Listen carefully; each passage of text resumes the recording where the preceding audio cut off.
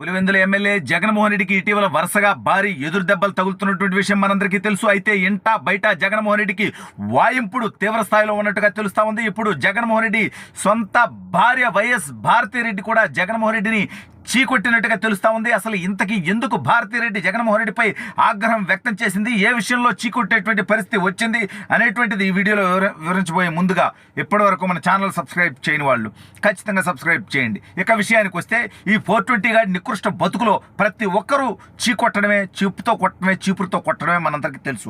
అయినా సిగ్గు లేకుండా తుడుచుకుపోయేటువంటి మనస్తత్వం ఉండబట్టి ఈడు బతుకున్నాడు, కానీ లేకపోతే ఈ పాటికి ఈడు భూమి మీదే ఉండేవాడు కాదనేది మనందరికీ తెలుసు.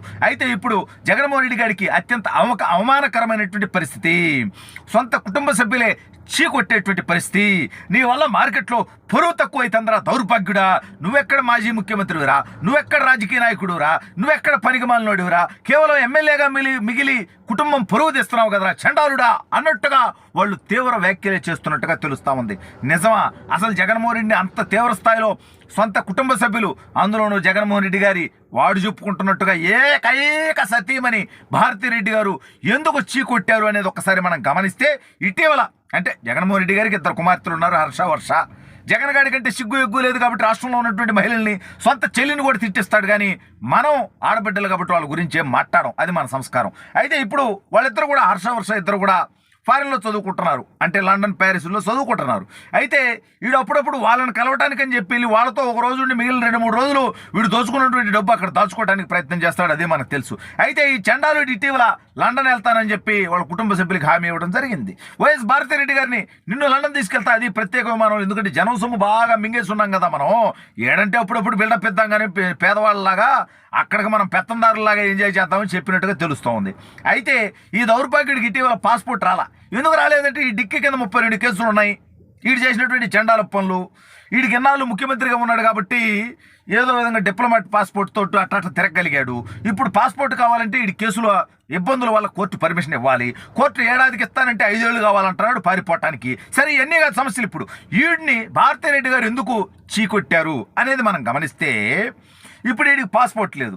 జనరల్గా విజయవాడకు వరదలు వచ్చినాయి కాబట్టి ప్రజలు ఇబ్బందులు పడుతున్నారు కాబట్టి ఏమన్నా విమర్శలు వస్తాయేమో అని చెప్పి వీడు ఫారిన్ ట్రిప్ క్యాన్సిల్ చేసుకున్నాడు మార్కెట్లో జనం అనుకున్నారు. నాబోటి వాడికి కూడా అబ్బాయి ఈ ఎదవ కూడా సెన్స్ ఉంది ఒక రవ్వట అని అనుకున్నాను నేను. రాంగ్ అంటే అనవసరం కన్ఫ్యూజ్ అయ్యా నేను, వాడికి సెన్స్ ఉంటుంది నీచుడికి. అయితే వీడికి అదేమీ లే, వీడు ఎందుకు ఫారిన్ ట్రిప్ పోలేదంటే వాడికి పాస్పోర్ట్ లేదు కాబట్టి.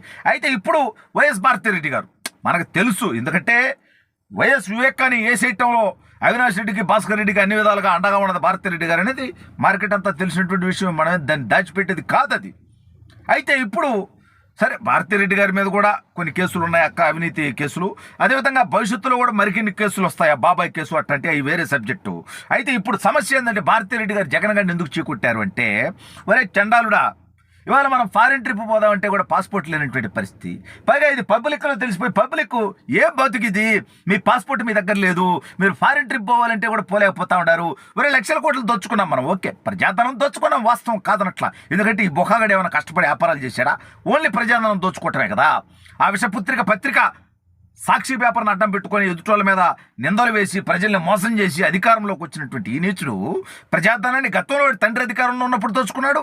65 కొత్త కంపెనీలు పెట్టాడు 5 సంవత్సరాల్లో. మళ్ళీ వాళ్ళు ఉన్న వ్యాపారం చచ్చిపోయాడు, తండ్రి చచ్చిపోగానే.